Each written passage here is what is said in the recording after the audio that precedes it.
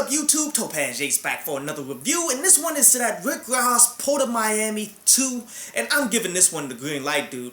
Honestly, some of the best stuff to come out this year, right here. This is possibly a top 5 album right here, man, and I didn't see this coming.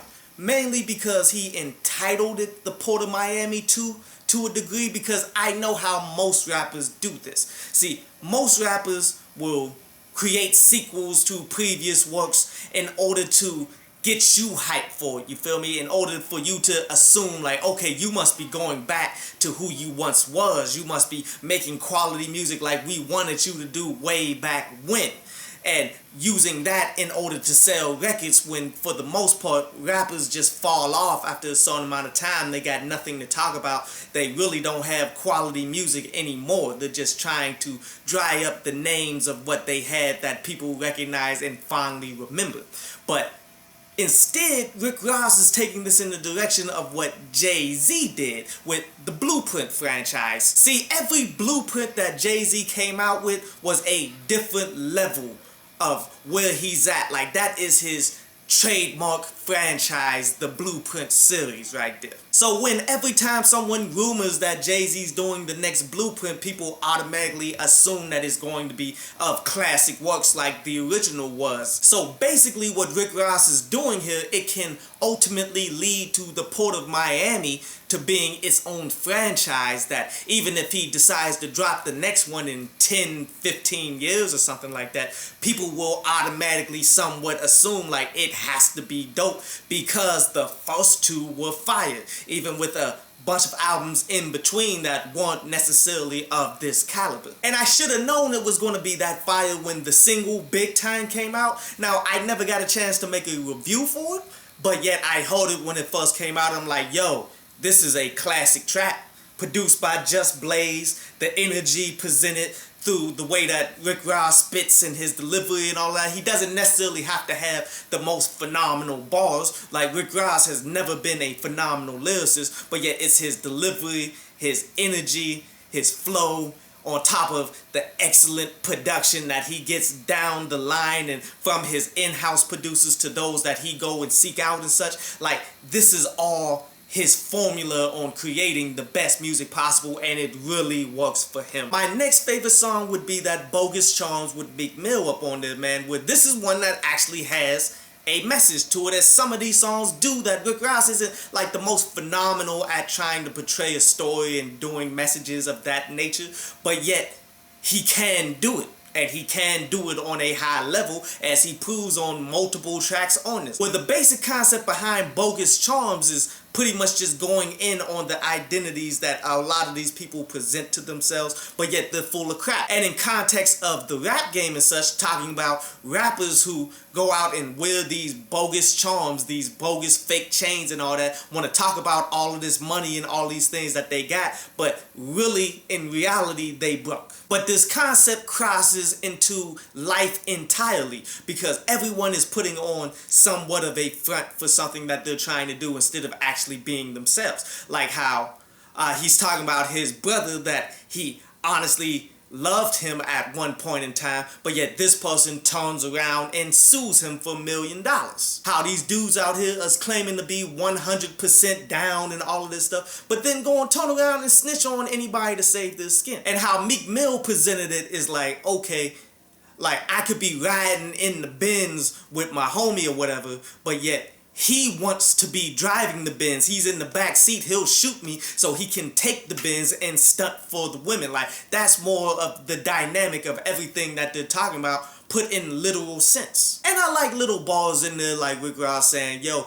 I started from the bottom, so I had to rip the carpet up, and that's what you do if you're going to build something in the house. Like, you gotta start from the absolute bottom. My next favorite song would be that Rich Nigga Lifestyle with Nipseyhussle up on there, man, and I love this joint, dude, because really, just by basing it off of the track, you can tell the mutual respect that they had for each other before Nipsey Hussle died. And this is something that I've known for quite some time, because Nipsey Hussle's story on how he never could get the partnership deals or anything to continue to climb up from the record labels and such, Rick Ross actually was there And he actually did offer deals and stuff, in which Rick Ross's deals for his label is way better than what any other rapper does. He actually supports his artists. He'll give you anything that you can. He'll push you to the limits and all of that stuff. But Nipsey Hussle turned him down because he didn't want to work under the boss. He wanted to be the boss. You dig? And that's one thing that Nipsey Hussle has done throughout his career. Like, when he had the opportunity to play Snoop Dogg in the Straight Outta Compton movie, he said, you know, it's cool, I would love to play Snoop because everybody refers me to somewhat Snoop too, but yet that would diminish my brand because I am Nipsey Hussle. I'm going to continue to build up to be who I am. I can't try to tie myself to anybody else. I'm standing out here on my own as a man, and you gotta respect that. And when you listen to this song, it's somewhat along those lines, talking about the lifestyle of being rich, as the title suggests, but yet both of the artists are going in the direction of, okay, we got this money, this is the lifestyle that we live in, but yet it's more important though to support and help build up my people though. It's not just about me balling out and tricking off this money. This is the lifestyle, and the lifestyle only works if you bring other people along for the ride too that are deemed worthy of such. My next favorite song would be that Born to Kill with Young Jeezy up on there, man, as I just love the energy. I love the production, and they both are doing their things on it, but it's not that strong lyrically, as there's no core concept. This is really just trap talk where they're just talking the lifestyle of being in the streets. Now, they do have a few moments within there, but it's not that strong. Like how Ross said that he got a bomb underneath his car like Al Pacino, where that's a reference to Scarface, the movie, and all of that stuff, but he means it in a different way, but you understand where he's going with it. Or how Jeezy is saying he's knocking everything down like he got 3 strikes. And that's a cool reference because 3 strikes is a turkey in bowling and all of that, but yet 3 strikes can also be life sentences for if you're actually knocking people's heads off, which is somewhat the direction that he's going with it. Cool little moments within this joint, but it's not the lyricism that's going to hook you on this song. It's really the energy and the production and the overall quality of the song. My next favorite song would be that Still I Pray, that's produced by DJ Toomp up in there, man, where like the features on it were a little weak. You dig? Let's not deny that, but yet I like what Rick Ross is saying on top of this production, where this is him getting more deeper into his health issues that he's been having, that we have been hearing about, or how he's been having like heart attacks and strokes that people have assumed came with unhealthy living to drug abuse and things like that. And I like how he's presenting it like, okay, what's all the wealth in the world if you're crapping on yourself? He'll give it all back if he could just get back his health. You could have the biggest clique, but yet you gon' die alone. Like, he's coming to the understanding of how this life actually works, because he does have a massive amount of people around him with Maybach Music. He got artists and all of that stuff, but yet he's the only one who's going through these health issues. He's going to die alone like everyone else dies alone. And health is something that money can't buy as much as people think it does, because you can buy up expensive health care, get the best doctors and all of that stuff, dude.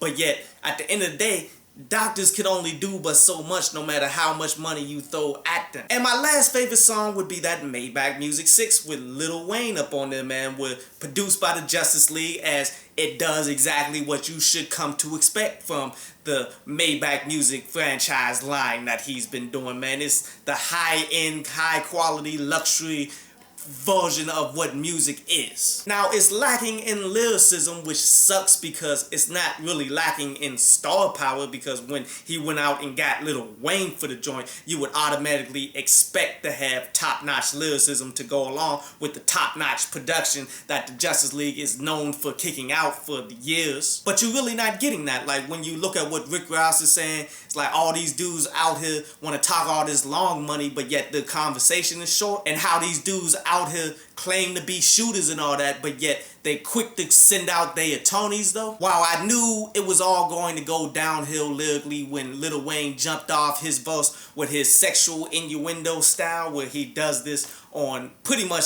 everything at this point, where it becomes just second nature for him to talk about sex and all of that, but yet he's not doing it the best way possible. And there are a couple other songs in here that I did want to reference to, like that Act the Fool, which was the beginning, where that was the first song that kind of had me in my doubts on this, because this was more of the pleasing of I'm going to give the people what they've been hearing from me on everything, because this is just another variation of his BMF sound, and I have not been that strong on that for quite some time because they're all sounding the same, and it's not my favorite variation of a style that he's created. And then that Turnpike Ike was interesting because it seems as though people have forgotten that that production was used by Wale for his Groundhog's Day, where he was dissing quote unquote J. Cole, but yet it was all love in that joint.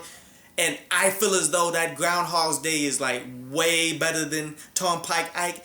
And then with him saying Turnpike Ike, it feels like a bit of a shot at Freeway Rick, you did? But yet he's not specifically doing anything like that on the track. Like, it's cool, but yet I got my questions about it. Overall, 9 out of 10. Definitely check this one on out. I hope you enjoyed the show. You can follow me at Twitter up there. And you can go to downloadpads.com, that's down there, to read today's article.